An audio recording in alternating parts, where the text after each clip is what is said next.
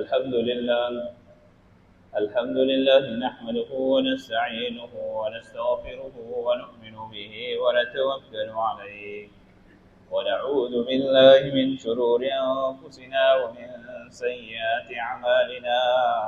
من يهده الله فلا مضل له ومن يضلله فلا هادي له، ونشهد أن لا إله إلا الله وحده لا شريك له، ونشهد أن سيدنا ومولانا محمدا عبده ورسوله أرسله بالحق بشيرا ونذيرا. من يطع الله ورسوله فقد رشد ومن يعصهما فإنه لا يضر إلا نفسه ولا يضر الله شيئا.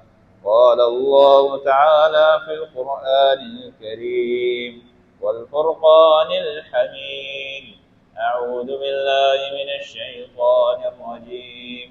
بسم الله الرحمن الرحيم: لكي لا تأسوا على ما فاتكم ولا تفرحوا بما آتاكم والله لا يحب كل مختال فخور.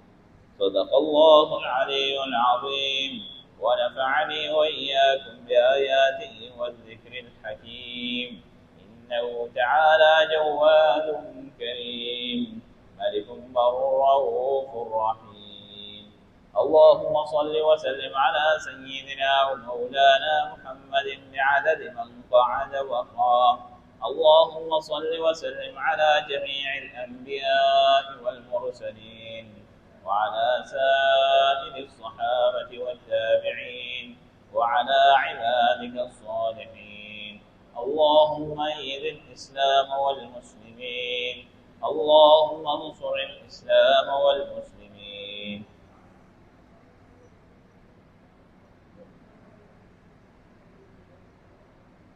دوستانو عزیزانو،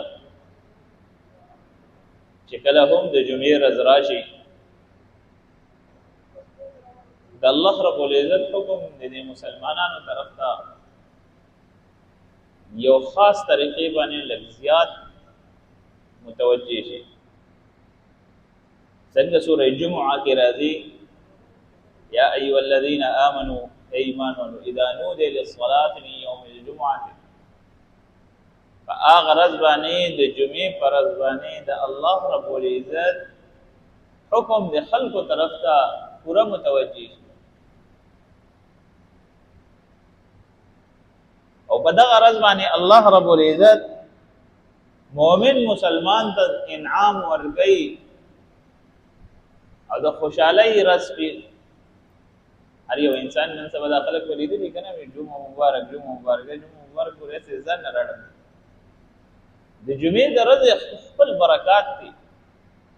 وحده لا شریک ته باندې د جمعې ورځ ذکر اوسته دا چې په دغه ورځ باندې ته د الله وحده لا شریک شکریا ادا کړي، عبادت وکړي. د غونډې هفتې تکاوت د باغ ورځ باندې وي. علامه علوسی رحمت الله علیه لیکلی دي چې کله هم انسان غونډه هفته تیر کی د جمعې ورځ پر راشي د دې کې د مؤمن دې ډېر اسه خوشاله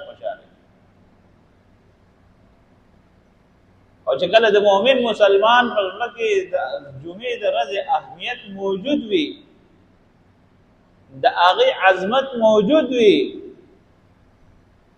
دې به د وخت ځان تیار کی او جمعې ته جمعه طرف ته روان شي.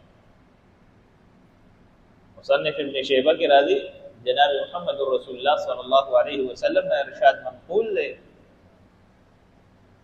نبی علیہ الصلوۃ والسلام ارشاد فرمایلی دی چې کله هم یو مؤمن مسلمان په خشاع سره او د سکی او غسل وکي او کپڑے واچي او د جمعې د مز د پاره مسجد ته په دې غرض روان شي چې زبر د جمعې مز کو نور څه غرض وي نه وی الله رب العزت وتداسه اجر ورکړي لکه چې څنګه حاجی خپل میقات نه احرام وتړي او حج طرف ته روان. دوستانو عزیزانو، الله رب العزت دنیا پیدا کړی دا، دنیا دار الاسباب پیدا کړی دی، مقصد نه دی پیدا کړی. په دې کې هغه سړی کامیاب دی چې کم سړی د دنیا نه بې رغبتي اختیار کړي، چې دی دنیا پسې کم انسان څومره هم منډې وي، دا به د ځان پسې دومره لړزئ، دومره به د تنګئ، دومره به د په مصیبتونو آفتونو کې اچئ. په آسان حساب سره درته وایم دې یوې ډوډۍ دپاره ټول محنت روان دی. څوک مسافر کړي دي، څوک قرضداري کړي دي، څوک په جنگ جګړو کړي دي، څوک په جیلونو ته بوتلي دي، څوک په آفتونو په مصیبتونو کړي دي، څوک په سمګلران کړي دي، څوک په یو مصیبت باندې نه دي. خلک په هر طرف باندې وګوري، څوک په بله، څوک په بله، څوک په بله، په هر طرف باندې غلط تر دې پورې چې خلکو باندې دومره سخته کړې چې څوک په غلا باندې په بارډر وځي او هلته کې پکې مړم شي، پته یې پکې مونه لګي. دا ټول محنت د یوې ډوډۍ روان دی. څه شي روان دی؟ د یوې ډوډۍ د یو رزق دپاره دی. دکه یو ډوډۍ دلته کې چې څوک پاتې کېږي هغه یې خوري، او چې څوک مسافرۍ باندې هغه یې خوري. ګنې ما ته یې ووایي که د یوې نه سیوا خوړې، زه دوه دې وخوري. دوستانو عزیزانو، عرض مې دا کولو چې وحده لا شریک دنیا پیدا کړه، او د دنیا نقش و نگار او دکه آسایش آرایش دی به همیشه په هر دور کې د هر دور په حساب سره ساتي. د هر سوره جدید نه جدید دور راشي، دا بازارونه دا دنیا به ورته ځان دومره ښایسته کوي چې د خلکو هغه رغبت به ځان طرف ته کوي. او په دې کې کامیاب کم سړی دی؟ بې رغبتي چا اختیار، عاجزي چا اختیار کا، انکساري چا اختیار کا. من تواضع لله رفعه. چا تواضع اختیار کړ الله رب العزت او اوچت کی. څنګه یې اوچت کی؟ اسمان ته اوچت کی؟ نه، دغه درجه اوچتې کی، دغه منصب اوچت کی، دغه نوم، دغه عزت په معاشره کې الله رب العزت په دنیا کې ورته وښایي چې تا زما در ځان د غلام کو، نو چې کوم مخلوق ما پیدا کړی د هغه مخلوق په ټول تا ته لاس په دمه ولاړ. دا خو یو ادنا نعمت دی چې تا ته په دنیا کې زه درکړم. تاسو وګورئ څومره هم د مدارسو ته لاړ شئ، مرکزونو ته لاړ شئ، مشران به وي ټول عمرونه به وقف کړي څه لپاره؟ د دین لپاره. خلک به ورته په لین کې ولاړي، په ترتیب به ورته ولاړي. هر یو سړی به دا سعادت حاصلوي چې کاش زه ورسره لاس میلاو کړم. وجه څه وجه ده؟ الله ځان نیازبین کړی دی، الله باندې ځان یې منلی دی. که ته یې منې او که نه منې، ستا په نه منلو او په منلو کې څه فرق ونه پرېږدي. دوستانو عزیزانو، د بې رغبتۍ او د زهد حقیقت دا دی چې حضرت سفیان رحمت الله علیه یو لوی بزرګ تېر شوی، یو سفیان ثوری دی، هغه نه، حضرت سفیان رحمت الله علیه یو بزرګ تېر شوی. د دنیا په بې رغبتۍ کې دې حده پورې تللی و، ده به دا وی چې زه به ښکلې کړندارې جامې نه اچوم. وجه څه وجه؟ وی دا جامې زما په زړه کې ځای نیسي او د الله د عبادت نه مې ډک کوي. وی دغه شلېدلې، دغه پیون والا، دغه سوری، دغه ګنډلې جامې به اچوم چې په ما کې تکبر نه راځي. اوس به تاسو حیران شئ چې د خلک ښایسته ښایسته جامې علي، ښایسته پیزار علي، ښایسته ګاډی علي، ښایسته کور علي. دا خو بیا ګناه ده. دا ګناه نه ده جي. اوس دلته کې دوه خبرې دي. اول په یو خبره پوهېږم، بیا په دویمې خبرې ته راځم. کله تاسو په ځان په یو خبره پوهېږئ، هله به په دویم خبره پوهېږئ. که انسان چرې په دنیا کې د دنیا د نعمتونو نه بې رغبتي اختیار کې توجه وله نه ورکوي، هغه دا نه چې د دې نعمت ناشکري کوي او الله رب العزت کې خپل نعمتونه بند کړي، د ده ورسره مینه نشته، د ده ورسره محبت نشته. د انسان مینه محبت بیا چر طرف ته ځي؟ د وحده لا شریک د ذات طرف ته ځي. اوس دلته کې دویمه خبره دا ده چې که چېرې یو انسان نوې سیز والی نوې جوړه والی کم جامې پیزار رومال ټوپۍ چشمې گاڑی کور څه هم داسې نوې والی دا په دنیا بې رغبتۍ کې راځي نه دا ستا ضرورت دی دا ستا ضرورت دی ځان صفا ساتي سنبال ساتي ان الله جمیل يحب الجمال الله رب العزت ښکلی دی ښکلیوالی خوښوي خو فقر او زهد هغې ته وایي چې تا باندې الله رب العزت کوم حالت راوستی په هغه حالت باندې صبر کې په هغه حالت کې الله رب العزت تا ته دویم نعمت درکوي تا ته پکار دی چې د هغه زوړ نعمت چاته عطیه کې چاته یې ورکې لکه مثلا په اسان مثال مه پوهیو نن درته الله رب العزت جامې درکوي ښې ډېرې درکوي نوې نوې جوړې جوړې اووه جوړې اته جوړې لس جوړې پخوا خو به ښځو دا چې کار کوه اوس خو ماشاءالله سړي هم کوي په دوه درېو جوړو باندې ګورې کار نه کېږي اته ته نهه جوړې راځي ګرمي راشي نو لس جوړې کاټن جوړې کړي یخني راشي لس جوړې ګرمې کپړې جوړې کړي دغه رنګ هر موسم سره جدا جدا کپړې جوړې لس جوړې اته جوړې شپږ جوړې دا عام خبره نو بیا ورته شریعت وایي چې تا دغه زړې کپړې دي خلکو ته هدیه کړه دا نه چې بچو ته یې ورکړه چې هلته موټرسایکل والا راشي او په کباړې ورکوي او پیالې او پلیټونه او دغه چاڼونه ماڼونه او دا څیزونه بیزونه پیالې ګورې دا خدمت نه دي کول پکار کوم ځای کې تاسو ته د رب العالمین حکم متوجه کېږي نو هغه ځای ته تاسو نه ګورئ خو چې په کوم ځای کې د الله رب العزت حکم متوجه نه وي نو هغه ځای کې به ډېر تپوسونه کېږي لکه مثلا یو کس راغی استاد چې ابراهیم علیه السلام دوره قرباني کړې و هغې باوجود چې هغه ډوډۍ علاقه چېرته لاړ اوس دې بېوقوف ته دا پته نشتی چې په تېرو امتونو کې د نبي علیه السلام نه مخکې چې څومره هم پیغمبران او امتونه تېر شوي دي هغې کې به چې چا هم قرباني وکړه اسمان نه به اور راغی او هغه قرباني به یې وسوځوله که به نه سوځوله نو هغه به قبوله شوې نه چې کومه قبوله به شوه نو هغه به یې وسوځېده یو د دې امت سره د الله رب العزت کرم او احسان معامله دا کړې ده چې دوی به قرباني وکړي کومه وینه توی کړي نو هغه وینه به د الله رب العزت په دربار کې په میزان کې ستا دپاره تللی کېږي او دغه څاروی به ستا دپاره د ګوایي سبب جوړېږي چې پروردګاره ستا حکم یې منلی ستا د طرفه ورته کوم حکم متوجه و او منلی ان شاء الله العزیز به د قربانۍ پر روانه جمعه مفصل په دې باندې بیان اوس دلته کې ټوله موضوع د زاهدانو او د دنیا نه بې رغبتۍ روانه ده اوس یو کس ته راغی دنیا مال جایداد هر شی دی ورته په پښو کې کېښوده ته وایي چې ما ته ضرورت نشته امیر المؤمنین دی حضرت عمر رضی الله عنه د مدینې په کوڅو کې ګرځي پترخ کې 12 پیونده دي دلته کې یو کس معمولی لږې شلېدلې کپړې واچولې نو څه به ورته وایي مړه دا خو چرسي پوډري دی چې ته په سګرټو میګرټو یې ځان له لمن سوځولې ده څوک به ورپسې څه وایي څوک ورپسې څه وایي هر سنت نن سبا هر سړی ژوندی کوي خو که معمولي کپړه دې وشلېده او وا دې چوله وایي ته مړه څه بې تمیزه غوندې انسان یې ته په شلېدلو جامو کې جومات ته راغلی ته په شلېدلو جامو کې ګرځئ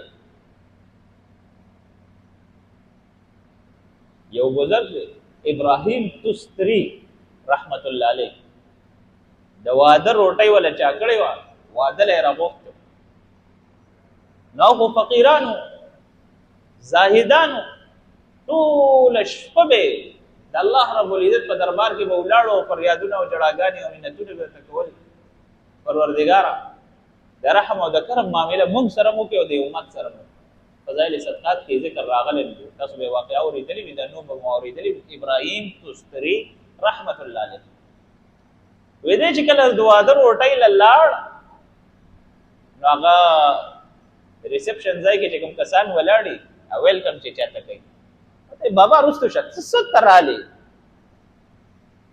ته څه کې دلته کې دې جامو ته دې ګوره دې حال ته دې وګوره ته څه کې دلته کې رالې وته ټیک ده وته ما ته دعوت کوم ملا دی دعوت نامه دلته کې داسې کسانو ته نشو ورکولې چې خلک ته بیا کرکه کوي چې خلک ته څه کوي کرکه کوي. افسوس خبره دا ده چې موږ سره نن سبا دنیا لګ راشي کنه، موږ بیا د انسانانو نم کرکه کوو، د مړي نم کرکه کوو. یو ځای ته تللی ملته کې کس مړو کلی کې چې کس مړو نو ازامن راتلل ما ورته ګوره دا کوټو دا جامې دا راواله دا چاته غریب ته ورکړه. نو نو نو نو زه ورته لاس نه لګوم. ګوره ما ولي ما ته مونږ مړ شي وینا نه که ما دغه غړی څه شو بیا غلی شو، ما دغه موبایل څه شو دا غي نه یریږي. دې چې کمی پیسې او کم جایداد پری دې دا غي نه یریږي. صرف او صرف دې د جامع او د کوټ او د پیزار د دې نه یریږي. کلاس په تورلو بس پتا په مرګ پر اخته و بس تا مسیر بس پته نه لګي د خلکو یو هندوانه عقاید او رسم او رواج دي ټوټل کلو زیاده ته بیانو. دا خلک چې اکثر سحر د دکان ته لاړ شي سوره واقعه وایا، سوره رحمان وایا، تلاوت وکړه. دی بزان ته په موبایل کې په یو څه کې تلاوت لګولي سات بتیر شي یو سپلنی لګو ولا براشي شی وته داسې کې شل روپۍ وته وچی بل براشي دغه روزګار ده. تاسو ما ته دا وایي د سپلنی د تلګي کې تاسو ته پته شته دا د چا رواج دی؟ دا د هندوانو رواج دی. د چا رواج دی؟ هندوانو رواج. تاسو چې په دې جنج کې دا ډولۍ مولۍ وړي دا ټول جنگ په رواني په دین اسلام کې چرته شته. اوس په ماشاءالله عربو دا شی شروع کو دا د هندوانو رواج. انګیجمنت په دین اسلام کې چرته شته. ما په پی ډی حدیث کړه ما چرته ونه مونږ تاسو چرته لیدل دي نشته. سیده نکاح سوره ساده نکاح وی، سوره اسانه نکاح وی، سوره نکاح دي اسانه ما د نکاح په بیان کې دا څه بیان کړی دی ویلي. دوستانو عزیزانو که دین د اسلام د پټلۍ نه کته کیږي بس تباہی طرف روان. چر طرف روان یې تباہی طرف. جناب محمد رسول الله صلی الله علیه وسلم نے یو حدیث منقول له مسند احمد کی معجم کبیر کی نبی علیہ الصلوۃ والسلام ارشاد فرمایلی دی سیاتی علی امتی زمان، زما په امت به یو داسې زمانه راشي چې ایماندار به وي، مؤمنان به وي، نکاحګانې به ګرانې کی او زناګانې به پکې عام شي. نکاح به پکې عام شي، زناګانې پکې عام. ایو کس هغه خدمت راغی و استاد جی اسوره ډیر شوی دي مې خپګي کوم سودوم ډیر شوی دي، زنا عام شوی دي.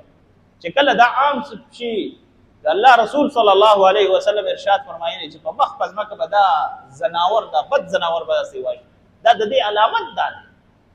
لها ما کسبت وعليها ما اكتسبت. نیک عمل کې نیک معاملې به سره کوم، بد عمل کې بد معاملې به سره کوم. نه بد معاملې په دنیا کې بس امر درکو. تاسو په دنیا کې لیدلی کنه چا پسې ټوکا ټکاله خندا پچموز دې وکړه خدای بدل ترغیب مرګ نه راولي تر څو پورې تا خدای ذلیل کړی. دا د تخفیفات په دنیا کې راځي. د آخرت هغه بیا به آخرت سره ګورو. خو بیا چې کله عدالت ولګي ټول ارسم میدان ولګي ټول مخلوقات ولاړې په هغه ټیم کې چې کوم عدالت ولګي بیا غځای سره بیا غځای سره معاشره کې وګوري قدم کې دی ضرور حق نشته، د مور حق نشته، د پلار حق نشته، د خور حق نشته، د لور نشته. اجکل ناکله د میراث مسائل وغیرہ چې ماته استاد وی دا خور او د لور حق پکې کم ځای نه راغلی. خو بس دا جایز مې دی وته جوړ کو بس خبره ختم کړه. مې لاړ په قران کې سورې نساء کې ارسې لیکلي دی هغه قران نه غلري کا بیا بس ستا خبره ومنه. دومره پورې جهالت ته دومره پورې دغه دوستانو عزیزان عرض مې دا کولو کما تا د اسلام نه دین اسلام نه بے رغبتی اختیارو یو طرف ته زو نزال تباکو. سوشل میډیا نن سبا هر سړی ګوري، هر سړی پلاس کې شعر سر خړلې وسره پلاس کې. تاسو بلیدلی هندوان دي عیسایان دي ستاد دین سټډي کړي دا هغه ستاد پر ډال جوړیږي ته او ورته کنه هندو ته زموږ د دین اسلام نه خبر دی، زموږ د رسول نه خبر دی، زموږ د رسول د سیرت نه خبر دی. او کته نه تاسو کې نه تاسو د موس فرایض نه درځي، جنازې فرایض به نه درځي. هغه یو کس ته وایي مورته جنازه کې څو فرض دی استاد دې دا خبره ګران خبره مال نه راځي. وجه سوجدا مهنت نشته، توجه نشته. هر سړی وایي بس زموس کوم تلاوت کوم بچي جمعه ته لګم باز زه سوچا 100% مسلمان الحمدلله الحمدلله ورپسې وایي مرای ورپسې تازه. دوستانو عزیزانو دا سینې دی کول پکار چرته په دنیا باندې په لګه دنیا باندې ما چرته اکتفا کړی دا یره دې ځای نه لګ 2 لک روپۍ راځي په دې ما گزاره د پسې نور دنیا نه کوم د دنیا نه بے رغبتی راغلی دا تاسو د دین نه بے رغبتی شروع کړی په لږ موز باندې په لږ عبادت باندې په لږ تلاوت باندې په لږ ذکر اذکار باندې په لږ نفل باندې ته جنت غواړې چرته په لږو پیسو باندې چې ته دنیا غوښتې نه معمولی د چایو دپاره چې ته پی اخلې پی هغې کې ته ملاوټ نه منې هغې کې د پوډرو پی نه منې پی کې اوبه نه منې ولې چې چای به مې خرابه شي خولې ذایقه به مې خرابه شي ټول غټه خبره دا ده صحت به مې خراب شي صحت به مې خراب شي پی خالص غواړې تاسو ماته ووایئ چې رب العالمین دوره کامل اکمل ادوره اوچت دین تا ته درکړی دی تا هغه ته خپل نیت څومره خالص کړی دی تا ته ژوند درکړی دی تا ته نعمت درکړی دی پر رب یقین وکړه که په حساب کتاب شو دا کرونا چې راغلی او کرونا کې تاسو په خپله کتلي یو سلنډر د اکسیجن په څو زر روپۍ خرڅ الله رب العزت سره صرف د ساه او د اکسیجن حساب کتاب شروع کو څو هم د څوک تیزاب خلاص دوستانو عزیزانو عرض مې دا کولو چې الله رب العزت د دنیا کې نعمت درکړی په دې باندې شکر وباسئ نن انسان ناشکره شوی دی سرکشه شوی دی د خپل لارې نه اړېدلی دی خپل سبق خپل منزل یې هېر کړی دی که چېرې دی انسان خپل رب العالمین وپېژنده او د خپل رب العالمین سره د دوستي اختیار کړه او د دنیا نه بې رغبتي اختیار کړه نو دا انسان کامیاب دی دنیا بې رغبتي څه دي اکثر که خیال به کړي که چېرته جرګو مرګو کې یو پېره موږ سره ایسېچو یو ځای ته تللي یو بل مفتي صاحب و موږ سره جرګې یو څو کسان هلته جګړه شوې وه یو کس پکې مخې ته راغی یره جی دلته جګړه وشوه دلته ډزې وشوې دلته دا چل شو دلته دا چل شو موږ ترې تپوس وکړو بهی ایسېچو ترې تپوس وکړو باقاعده دی لکه د جرګې مشر وي نه د طرفین و طرفین نه د کلي مشر وي څه چاله څه شي هسې بس یو دوه لیشتې مخکې په دنیا په کارونو کې موږ هسې یو دوه لیشتې مخکې یو په هر څه کې به کاري خو دا ده چې دین طرف ته متوجه مازدیګر کې به تعلیم کېږي څوک به پکې نه کښېني ماخوستن به تفسیر درس کېږي څوک به پکې نه کښېني ما خو ویلی دی هر څه مې ویلي دي که زه یې بیانوم تاسو ته یې بیانوم ستاسو د هدایت لپاره که تاسو واورېدو تاسو ته فایده راشي ستاسو پرې ژوند بدل شي او که چېرې ستاسو په خپل عمل کې نه راولئ او بس دغسې صحیح ورته بوڅ کوئ او منډه وئ ما تاسو ته همیشه ویلي دي حدیث شریف کې راځي جناب محمد رسول الله صلی الله علیه وسلم ارشاد فرمایلی دي چې کله هم یو انسان فرض موضوع کې څو کې فرض موضوع کې د وحده لا شریک په دربار کې لاس او نشت نه کې نو الله رب العزت څه فرمایي ودا انسان ډیر غنی دی بدته زما ضرورت نشته او بیا چې کله مصیبت آفت پر راشي د بیا ډیر چغي وای الله وتعالى څه فرمایي بلکې د اسمان د دروازې بند کړي د आवाज ناشنا دی ټول عمر وګرځي په نافرمانو باندې په شکرو باندې په سرکشو باندې او په بد ورځو باندې الوحده لا شریک دی بیا هم توبه قبلای او چې کله په ازمایش کې راګیر شي بیا ډېرې چغې وي بیا به الله رب العزت مدد نه کوي بشرط دی چې په صدق دل نه رسوي ورته توبه نه ایستي الله رب العزت موږ تاسو له په دې باندې عمل کولو توفیق را نصیب کړي واخر دعوانا ان الحمد لله رب العالمين